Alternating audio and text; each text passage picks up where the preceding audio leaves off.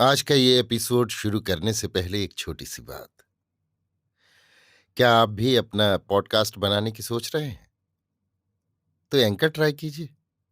ये पॉडकास्ट बनाने का सबसे आसान तरीका है। नंबर 1, ये फ्री है। नंबर 2, इसमें कई सारे ऐसे टूल्स हैं जो आपको अपने फोन और कंप्यूटर पर रिकॉर्ड और एडिट करने की फैसिलिटी देते हैं। नंबर 3, आप अपने पॉडकास्ट को डिस्ट्रीब्यूट भी कर सकते हैं, जिससे इसे स्पॉटिफाई और दूसरे प्लेटफॉर्म पर सुना जा सके। तो डाउनलोड कीजिए फ्री एंकर ऐप या विजिट कीजिए anchor.fm पर अपना पॉडकास्ट स्टार्ट करने के लिए। ये तो थी एक छोटी सी जानकारी, और अब शुरू करते हैं एपिसोड का सिलसिला। तो आज के एपिसोड में लीजिए सुनिए ओ हेनरी की लिखी कहानी मेडिसन चौक की अलिफ लैला, मेरी यानी समीर गोस्वामी की आवाज में। चौक के पास वाले उस मकान में कार्सन चामर्स को उसके नौकर फिलिप ने शाम की डाक लाकर दी। रोजमर्रा की साधारण चिट्ठियों के अलावा 2 चीजें ऐसी थीं जिन पर एक ही विदेशी डाक की मुहर लगी हुई थी। इनमें से एक पार्सल में एक औरत की तस्वीर थी और दूसरे में एक लंबा चौड़ा पत्र, जिसे चामर्स बड़ी देर तक ध्यान से पढ़ता रहा। ये चिट्ठी भी एक दूसरी औरत द्वारा लिखी गई थी, जिसमें तस्वीर वाली औरत के प्रति विष बुझे तीरों को शहद में डुबोकर अन्योक्ति शैली में छोड़ा गया था। चामर्स ने इस पत्र को टुकड़े टुकड़े करके फेंक दिया और अपने कीमती कालीन पर उनको रौंदने के लिए टहलने लगा। किसी जंगली जानवर को पिंजड़े में बंद कर देने पर वो भी उसी तरह चक्कर काटता है, और शंका के जंगल में फंसे हुए किसी बंदी की भी यही दशा होती है। कुछ समय के बाद उसकी परेशानी दूर हुई। कालीन कोई जादुई तो था नहीं, उसके ऊपर तो 16 फुट के दायरे में ही घूमा जा सकता था। 3000 मील दूर उड़ा ले जाना उसकी शक्ति से परे था। फिलिप्स प्रकट हुआ। वो कभी प्रवेश नहीं करता था। अलिफ लैला के जिंद की तरह वो प्रकट हुआ करता था। उसने पूछा, आप खाना यहां खाएंगे या बाहर? चामर्स ने कहा, यहीं, और आध घंटे में ही। वो सुस्ती से बिस्तर पर पड़ गया। बाहर सड़क पर चलने वाली जनवरी की आंधी के तांडव को सुनता रहा। विलीन होते हुए जिंद से उसने कहा, ठहरो। जब मैं घर आ रहा था तो चौराहे के पास ही कुछ लोग इकट्ठे हो रहे थे और एक आदमी चबूतरे पर खड़ा होकर उनसे कुछ कह रहा था। ये भीड़ किन लोगों की है और वे वहां क्यों जमा हुए हैं? फिलिप्स ने उत्तर दिया, ये लोग बेघरबार हैं साहब। चबूतरे पर खड़ा आदमी उनके लिए रैन बसेरा ढूंढने की कोशिश करता है। कुछ लोग उसे पैसे दे जाते हैं और उन पैसों में से वो अधिक से अधिक लोगों को सुविधा पहुंचाने की कोशिश करता है। इसी कारण वे लोग कतार में खड़े रहते हैं। बारी बारी से उनकी व्यवस्था की जाती है। चामर्स ने कहा, खाना तैयार होती है उनमें से किसी एक को यहां बुला लाना। हम दोनों साथ ही खाना खाएंगे। अपनी लंबी नौकरी में फिलिप्स पहली बार हकलाते हुए बोला, किसे? चामर्स ने उत्तर दिया, तुम किसी को भी पसंद कर सकते हो, सिर्फ इतना ध्यान रखना कि उसके होशो हवास कायम हो और वो बहुत ज्यादा गंदा न हो। बगदाद के खलीफा का पार्ट अदा करना कार्सन चामर्स के लिए एक नई बात थी, परंतु आज रात को उदासी को जीतने के परंपरागत उपाय उसे अधूरे मालूम पड़ रहे थे। अपनी उदास वृत्ति को कुछ हल्का करने के लिए आज वो कोई अजीबोगरीब तरीका आजमाना चाहता था। ठीक आध घंटे में फिलिप्स की तैयारी पूरी हो गई। नीचे की होटल के वेटर ने स्वादिष्ट खाना लाकर टेबल पर सजा दिया। मोमबत्तियों के धीमे गुलाबी प्रकाश में 2 व्यक्तियों के लिए सजाया गया वो टेबल आकर्षक दिखाई दे रहा था। कुछ ही देर में फिलिप्स उन ठिठुरते हुए भिखारियों की पंक्ति में से एक को पकड़ लाया और उसे किसी बड़े पादरी या पकड़े गए डाकू की तरह पेश किया। ऐसे लोगों को अभागा कहने का एक रिवाज सा पड़ गया है। यदि इनकी तुलना किसी चीज से करनी हो तो जले हुए जहाज से बढ़कर कोई उपमा नहीं। जिस तरह उसके बहते हुए ढांचे से धधकती हुई आग की एक आध ज्वाला दिखाई दे ही जाती है, उसी तरह इसके मैले शरीर से अभी अभी धोए हुए हाथ मुंह चमक रहे थे। फिलिप्स ने मानो रस्म रिवाज की कब्र पर फातिहा पढ़ने के लिए ही उसे इस बात पर मजबूर किया था। मोमबत्ती की रोशनी में वो उस कमरे की सजावट पर धब्बा सा दिखाई दे रहा था। उसके चेहरे पर मुर्दनी छाई हुई थी और कई दिनों की गंदी दाढ़ी बढ़ी हुई थी। फिलिप्स के बहुत कोशिश करने पर भी उसके मटमैले बाल काबू में नहीं आ सके थे और जटा की तरह उलझे हुए थे। सिर पर का गोल निशान ये सूचित कर रहा था कि उसे हमेशा टोपी पहने रखने की आदत थी। शैतान लड़कों द्वारा घेरे हुए किसी कुत्ते के समान उसकी आंखों में एक निराश और वंचक चुनौती झलक रही थी। उसके फटे पुराने कोट के बटन गले तक बंद किए हुए थे, फिर भी ऊपर से कमीज का कॉलर दिखाई दे रहा था। उसके बर्ताव में झिझक या संकोच का नामोनिशान भी नहीं था। चामर्स ने खड़े होकर उसका स्वागत करते हुए कहा, अगर आप मुझ पर अनुग्रह करें तो आपके साथ खाना खाने से मुझे बड़ा आनंद होगा। अपनी कठोर और आक्रामक आवाज में वो दरवेश बोला, मेरा नाम प्लूमर है और अगर आप मेरे स्थान पर हों तो आप अपने मेजबान का नाम जरूर जानना चाहेंगे। चामर्स ने जल्दी से उत्तर दिया, मैं आपसे कहने ही वाला था, मुझे चामर्स कहते हैं। क्या आप सामने बैठना पसंद करेंगे? बिखरे हुए रंग ढंग वाला प्लूमर फिलिप्स द्वारा आगे सरकाई गई कुर्सी पर बैठ गया। उसके तौर तरीके से ऐसा लगता था कि इस तरह के सोफियाने ढंग से वो पहले भी भोजन कर चुका है। फिलिप्स ने तरह तरह के फल और मछलियां लाकर टेबल पर रख दी। प्लूमर बोल पड़ा, बहुत अच्छे, तो जिन्स पर जिन्स आएंगी। शाबाश भाई बगदाद के खलीफा, मैं तो खाना खत्म होने तक आपकी शहजादी हुई। एक लंबी मुद्दत के बाद मुझे एक असली अरबी खलीफा मिला है। तकदीर तो अच्छी दिखाई देती है। कतार में अपना नंबर 43वां था। मैं गिन ही रहा था कि आपका दूत मुझे भोजन करने ले आया। आज रात को आसरा मिलने की संभावना उतनी ही थी जितनी कि मेरे अमेरिका के राष्ट्रपति बनने की। तो जनाब हारून अल रशीद, आप मेरी राम कहानी भी सुनना चाहेंगे? आप क्या पसंद करेंगे, खाते खाते उसका एक एक प्रकरण सुनाऊं या अंत में सिगार और कॉफी पीते हुए पूरा संस्करण एक साथ? चामर्स ने मुस्कुराते हुए पूछा, आज की परिस्थिति से तुम्हें आश्चर्य होता नहीं दिखाई देता? मेहमान ने कहा, पैगंबर की दाढ़ी की कसम, न्यूयॉर्क में सस्ते हारून अल रशीदों की बस्ती बगदाद के पिस्सुओं से भी ज्यादा है। 20 बार मुझे पकड़कर और भोजन की बंदूक मेरे सिर पर तान कर मुझे अपनी राम कहानी सुनाने को मजबूर किया गया है। न्यूयॉर्क के निवासी और बिना मतलब किसी को कुछ दे दे, उनके कोश में तो दया और जिज्ञासा दोनों का एक ही अर्थ मिलता है। कुछ तो एक चवन्नी और रोटी का टुकड़ा देकर ही अपना काम बनाना चाहते हैं और कुछ खलीफा का पार्ट पूरी तरह से निभाकर अच्छी खातिरदारी कर देते हैं। पर सभी जगह एक बात समान रूप से पाई जाती है कि जब तक फुटनोट और उपक्रमणिका के साथ आपकी अप्रकाशित आत्मकथा पूरी तौर पर न जान लें, तब तक आपके सिर पर सवार खड़े रहेंगे। जब कभी बहुत उदारता से भोजन के थाल मेरे सामने पेश किए जाते हैं तो मैं समझ जाता हूं कि मुझे क्या करना चाहिए। दीवार से 3 बार सिर टकराकर मैं गप्पों की परंपरा तैयार कर लेता हूं और अपने भोजन की कीमत उन्हें सुनाकर अदा करता हूं। मैं टॉमी टंकर का वंशज होने का दावा करता हूं, जो गा बजाकर दाल रोटी कमाया करता था। चामर्स बोला, मैं तो आपकी राम कहानी जानना नहीं चाहता। विश्वास रखिए, मुझे तो यूं ही बैठे बैठे किसी अजनबी के साथ खाना खाने की धुन सवार हो गई थी। मेरी जिज्ञासा से आपको बिल्कुल परेशान नहीं होना पड़ेगा। सूप पीते हुए मेहमान उत्साह से बोला, कोई हर्ज नहीं, मुझे इसमें कोई परेशानी नहीं होती।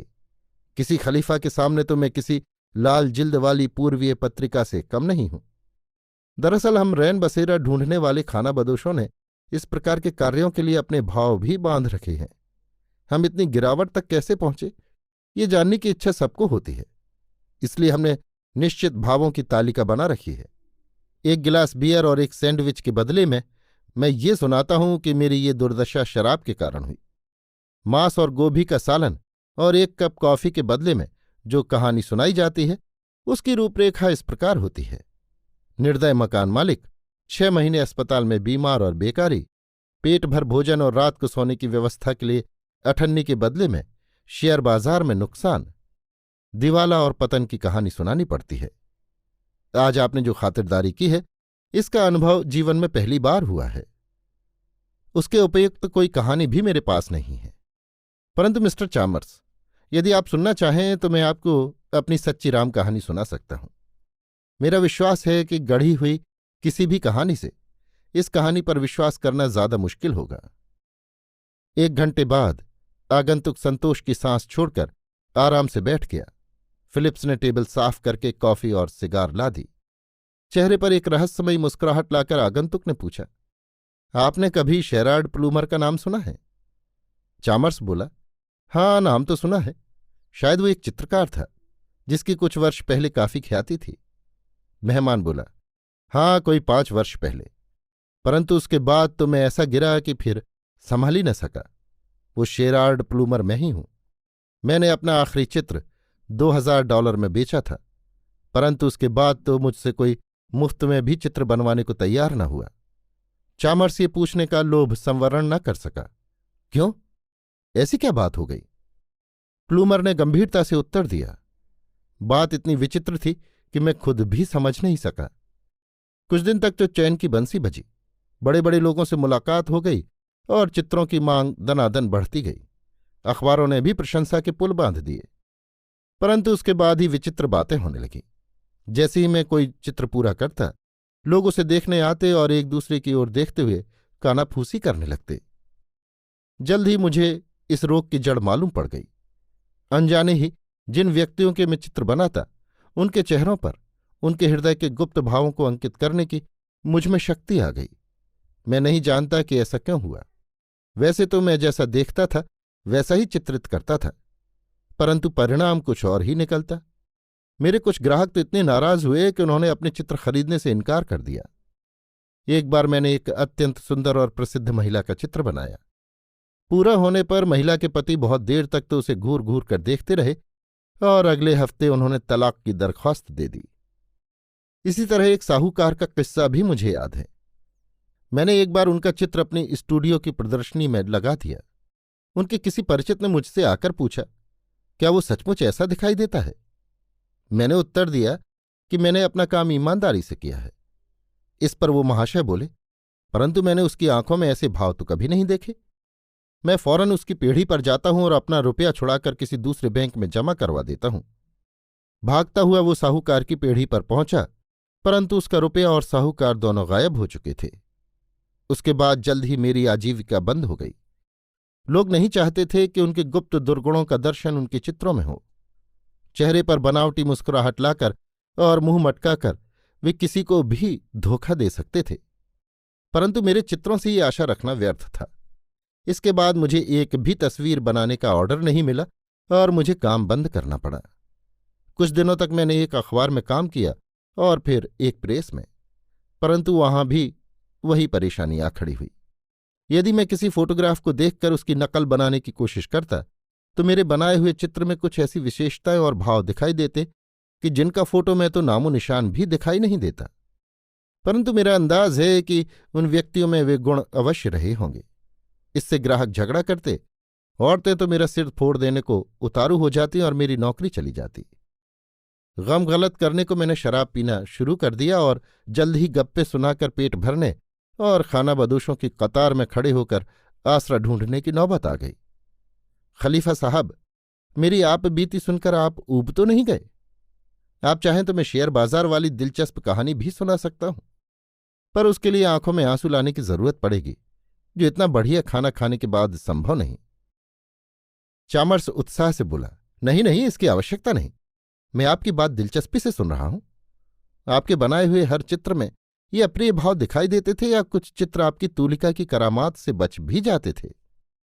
प्लूमर बोला, कुछ क्यों, कई बच्चों के चित्रों में तो ये बात अक्सर दिखाई नहीं देती थी और बहुत सी औरतें और पुरुष भी इससे बच जाते थे।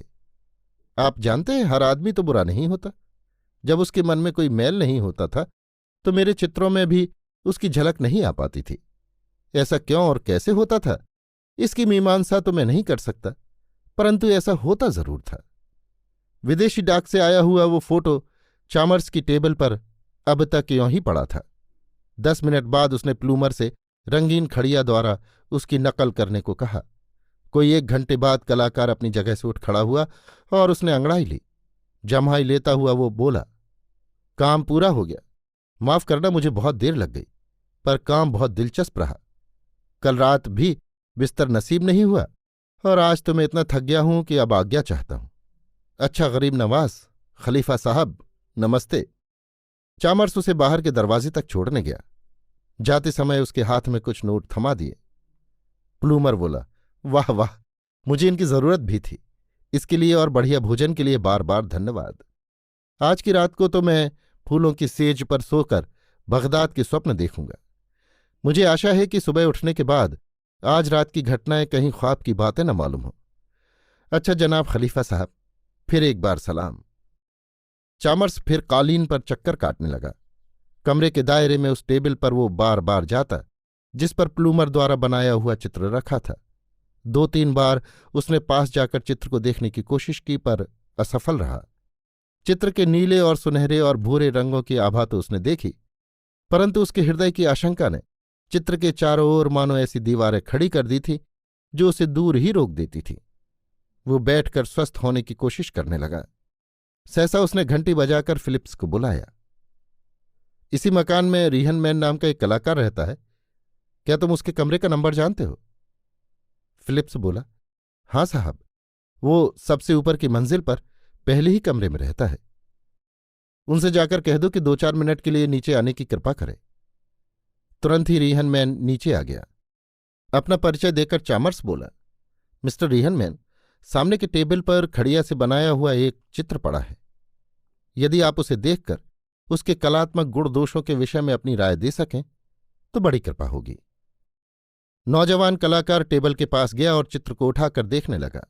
चामर्स पीठ फेरकर एक कुर्सी पर झुका हुआ खड़ा था।